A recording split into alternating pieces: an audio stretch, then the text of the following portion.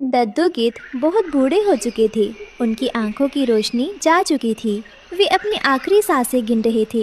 रानो उनके पास बैठी उदास थी। रानो बेटी, अब मेरा समय आ गया है, लेकिन मरने से पहले मेरे दिल में एक ही कसक है। बरसों हो गए मैंने इंद्रधनुष नहीं देखा। सब कुछ काला है। काश मैं एक आखिरी बार दुनिया के रंग देख पाता। दद्दू, आप निराश मत होइए। मैं कोशिश करूंगी कि आपकी ये इच्छा पूरी हो। रानो मदद मांगने जंगल के सबसे पुराने पेड़ के पास गई। बरकत दादा, क्या कोई तरीका है जिससे अंधे की आंखों में आ सके, सिर्फ कुछ पलों के लिए ही सही? है बेटी, नीली घाटी में एक जादुई सुनहरा गुलाब खिलता है। उसकी खुशबू सूंघते ही रोशनी वापस आ जाती है, लेकिन उसे लाना बहुत खतरनाक है। रानो ने वहां जाने का फैसला किया। कालू कौवा भी उसके पीछे पीछे आया, उसे रोकने के लिए। रानो, तुम पागल हो गई हो। वो गिद्ध बुढ़ा है, आज मरेगा या कल। उसके लिए तुम अपनी जान जोखिम में क्यों डाल रही हो? वापस चलो।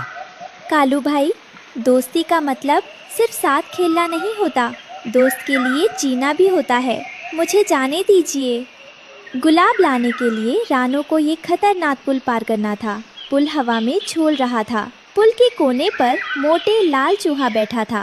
अरे रानो बहन, आगे मत जाओ, हवा बहुत तेज है। मैं तो रेंग कर भी पार नहीं कर पा रहा। तुम उड़ोगी तो तिनके की तरह उड़ जाओगी। वापस जाओ। मोटे भाई, अगर मैं हवा से डर गई तो मेरा दोस्त अंधेरे से हार जाएगा। मुझे ये जोखिम उठाना ही होगा। रास्ता बहुत मुश्किल था। नुकीले पत्थर और कांटे रानो को चुभ रहे थे, लेकिन वो रुकी नहीं। उसे बस दद्दू का उदास चेहरा याद आ रहा था। मुझे जल्दी पहुंचना होगा। दद्दू के पास समय बहुत कम है। रानो गुलाब के पास पहुंची। वो गुलाब सूरज की तरह चमक रहा था। जैसे ही रानो ने उसे छूना चाहा, हवा में एक भारी आवाज गूंजी। रुक जाओ नन्ही चिड़िया, ये गुलाब जीवन देता है, लेकिन बदले में कुछ लेता भी है। जो इसे अपनी चोट से तोड़ेगा, उसकी आवाज हमेशा के लिए चली जाएगी। तुम फिर कभी गा नहीं पाओगी, कभी बोल नहीं पाओगी। कालू कौवा भी वहां आ पहुंचा था और एक ऊंची पेड़ की डाल पर बैठा था। जब कालू ने ये शर्त सुनी तो वो डर गया। रानो, खबरदार, इसे मत तोड़ना। तुम एक चिड़िया हो, तुम्हारी आवाज ही तुम्हारी पहचान है। अगर तुम गूंगी हो गई तो क्या रह जाएगा? उस बुढ़े के लिए इतना बड़ा बलिदान मत करो। रानो ने एक पल सोचा। उसने अपनी सुरीली आवाज के बारे में सोचा और फिर दद्दू के अंधेरे जीवन के बारे में। उसने कालू की तरफ देखा और मुस्कुराई। मेरी आवाज से ज्यादा कीमती मेरे दोस्त की आखिरी खुशी है। रानो ने जोर से गुलाब को अपनी चोंच में दबाया और तोड़ लिया। टूटना। गुलाब टूटते ही एक तेज बिजली कड़की। रानो ने दर्द से चिल्लाना चाहा, लेकिन उसके गले से कोई आवाज नहीं निकली। सिर्फ हवा की साएं साएं थी। उसकी आवाज हमेशा के लिए जा चुकी थी।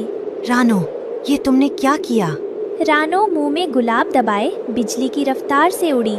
शाम हो रही थी। अगर सूरज डूब गया तो दद्दू रंग कैसे देखेंगे? आवाज खोने के बाद रानो जब वापस आ रही थी तो कोहरे के कारण वो रास्ता भटक गई। उसे समझ नहीं आ रहा था कि गुफा किस तरफ है। उसने मदद के लिए चिल्लाना चाहा, पर गले से आवाज नहीं निकली। वो घबराकर एक पत्ते पर बैठ गई। तभी रानी मधुमक्खी वहाँ आई। रानो, तुम यहाँ क्यों बैठी हो? और तुम इतनी चुप क्यों हो? कुछ बोलो तो सही।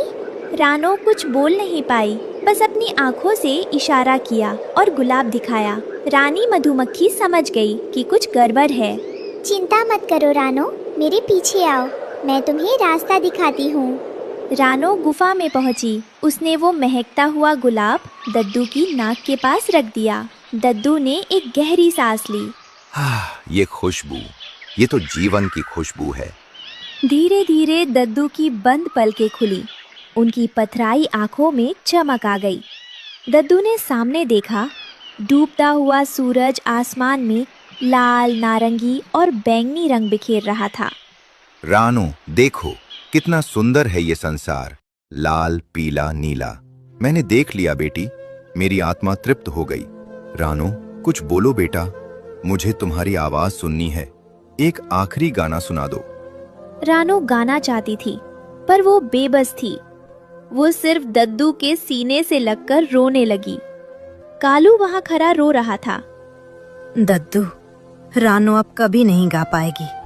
उसने आपको रोशनी देने के लिए अपनी आवाज भगवान को दे दी। ओ मेरी बच्ची, इतना बड़ा त्याग। आज मैंने दुनिया के रंग देखे, लेकिन तेरी दोस्ती का रंग सबसे गहरा है।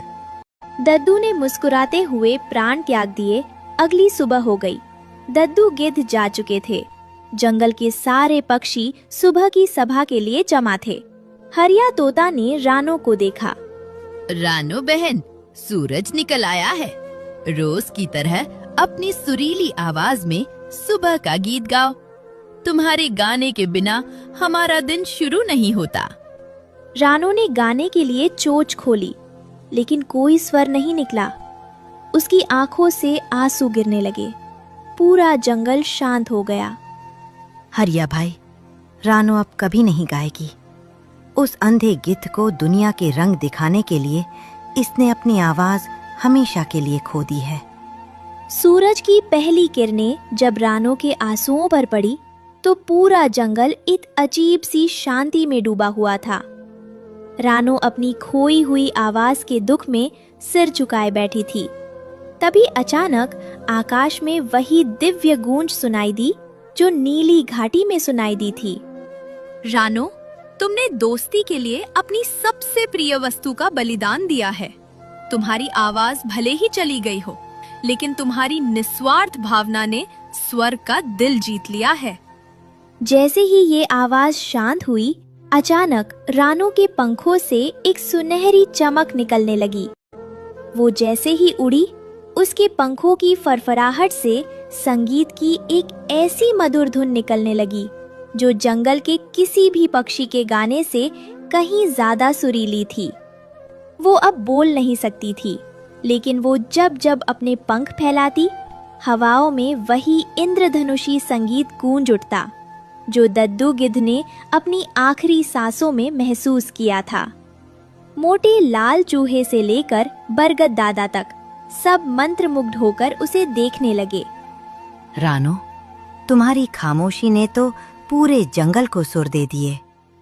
अब तुम्हारी आवाज सिर्फ कानों से नहीं, बल्कि दिलों से सुनी जाएगी। जंगल के उस सन्नाटे में रानो की खामोश उड़न ही अब सबसे शक्तिशाली गीत बन चुकी थी। रानो समझ गई थी कि भले ही उसने अपनी आवाज खो दी, पर उसने पूरे जंगल को त्याग और प्रेम की नई भाषा सिखा दी है। ये सुनकर हरिया तोता और बाकी पक्षियों ने रानो के सम्मान में सिर झुका लिया। रानो की खामोशी अब जंगल का सबसे सुंदर गीत बन गई थी। इस कहानी से हमें सीख मिलती है कि प्रेम और दोस्ती का कोई मोल नहीं होता। सच्चा साथी वही है जो दूसरे की खुशी के लिए अपना सब